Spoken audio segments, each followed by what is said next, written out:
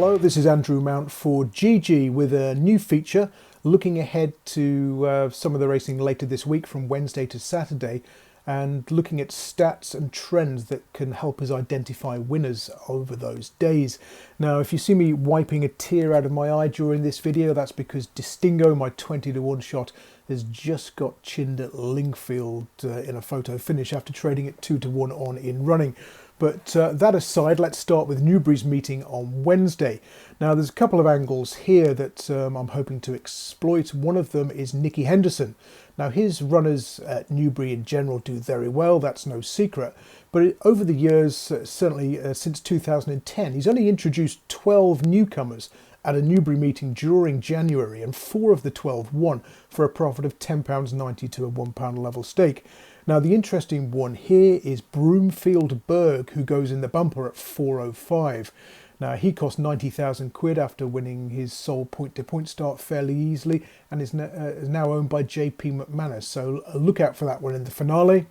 Before then, in the 3.05, we've got a mare's handicap hurdle, and I think Panic Attack is going to take the beating in here.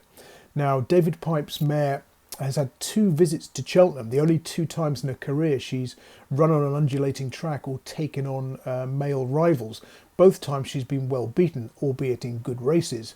The 4 times she's raced on flat tracks such as Newbury have produced 3 wins and a second at Huntingdon on her reappearance this season and hurdles debut when probably in need of the experience. So those 4 flat track runs were also the 4 times she raced against her own sex, i.e. in mares only races, and I think she's going to take the beating in that 3.05 race.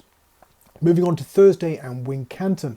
The angle for Wincanton, whether it's bumpers, hurdle races or chases, is to side with front runners or prominent racers. It can be very difficult to make up ground from off the pace at Wincanton, particularly on soft or heavy going. And if we only look at the races on soft or heavy going at Wincanton since the start of last year, front runners have a 26% strike rate compared to just 10% for prominent racers and less than 6% for those who were described as held up. Can also be an advantage to race wide off that inside rail. That's something worth noting if you're playing in running. But generally, if you're looking for winners at Wincanton on Thursday, give extra credit to those who tend to make the running or at least race prominently. And moving on to Friday, and this is the meeting I'm looking forward to most this week, and that's Chelmsford's all-weather evening card. Now, regular listeners to William Hill Racing Radio or readers of my GG.CO.UK blog will know that I favour low-drawn prominent races at Chelmsford. And we could have simply bet every single stall 1 runner since racing resumed in June and have made a profit, whether it was a 5-furlong race or a 2-mile staying contest, a handicap or otherwise. Had we done so, 14% strike rate and a tiny profit of £2.73 to a £1 level stake. Now, that's not a system I want to follow in the future, but looking at those stall 1 runners again, had we just bet those in sprint races, i.e. 5 or 6 furlongs, we would have won 22% of the time, 15 winners from 67 runners, and made a profit of over 57 quid to a £1 level stake. So we got races over 5 furlongs and 6 furlongs on Friday, so look out for anything drawn in stall 1 in particular. Now, I'm hoping that in the first race, Crazy Paving gets a nice low draw. This is a horse I mentioned in my January Jumpers column for GG a week or 2 ago. He's got a strong seasonal pattern to his form. He's useless from April to December, failing to score in 23 starts. But as soon as the new year comes around, he seems to take off.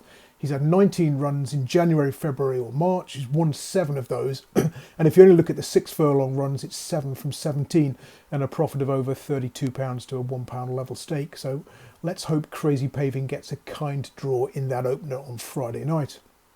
And moving on to Saturday, we've got another all-weather meeting, this time at Newcastle. And again, it's fairly common knowledge that it can be difficult to make the running on the Tipster surface here, particularly on the round course.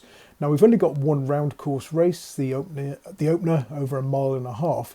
But again, the first thing I'll be looking for here is horses who've made the running in their recent starts and looking to oppose those. Now, going forward, one of the best angles to exploit from last time out Newcastle front runners is just to back them next time out, provided they finished in the first 4 at Newcastle. So it's a very simple system. look for horses who finished in the top 4, having been described as making the running in a race at Newcastle over 10 furlongs or further the time before.